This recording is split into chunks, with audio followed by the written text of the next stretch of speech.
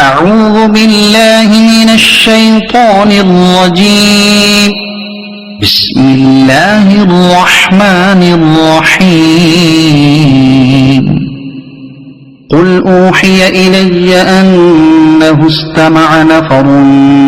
من الجن فقالوا إنا سمعنا قرآنا عجبا يهدي إلى الرشد فآمنا به ولن نشرك بربنا أحدا وأنه تعالى جد ربنا ما اتخذ صاحبة ولا ولدا وأنه كان يقول سفيهنا على الله شططا وأنا ظننا أن لن تقول الإنس والجن على الله كذبا وأنه كان رجال من الإنس يعوذون برجال من الجن فزادوهم رهقا وأنهم ظنوا كما ظننتم أن لن يبعث الله أحدا وأنا لمسنا السماء فوجدناها ملئت حرسا شديدا وشهبا وأنا كنا نقعد منها مقاعد للسمع فمن يستمع الآن يجد له شهابا رصدا وأنا لا ندري أشر أريد بمن في الأرض أم أراد بهم ربهم رشدا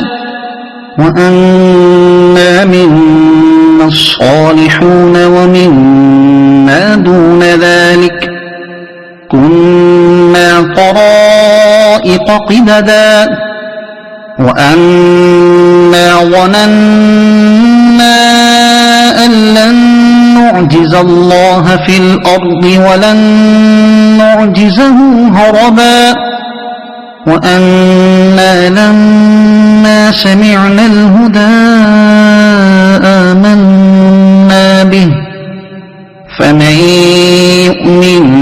بربه فلا يخاف بخسا ولا رهقا وأنا منا المسلمون ومنا القاسطون فمن أسلم فأولئك تحروا رشدا وأما القاسطون فكانوا لجهنم حطبا وأن لو استقاموا على الطريقة لأسقيناهم ماء غدقا لنفتنهم فيه ومن يعرض عن ذكر ربه يسلكه عذابا صعدا وأن المساجد لله فلا تدعوا مع الله أحدا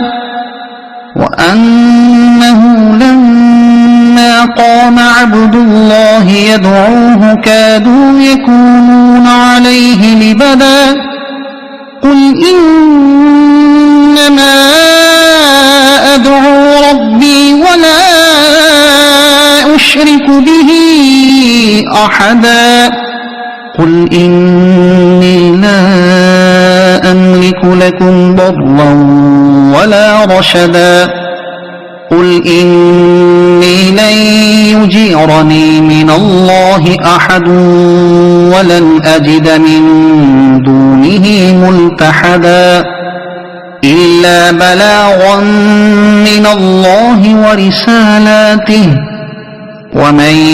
يعص الله ورسوله فإن له نار جهنم خالدين فيها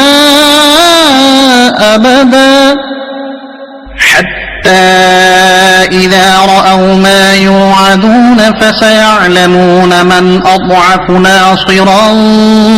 وأقل عددا قل إن أدري أقريب ما توعدون أم يجعل له ربي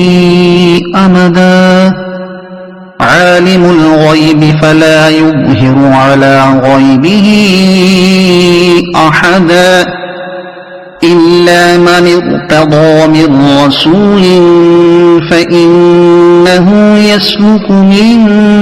بين يديه ومن خلفه رصدا ليعلم أن قد أبلغوا رسالات ربهم وأحاط بما لديهم وأحصى كل شيء عددا صدق الله العظيم.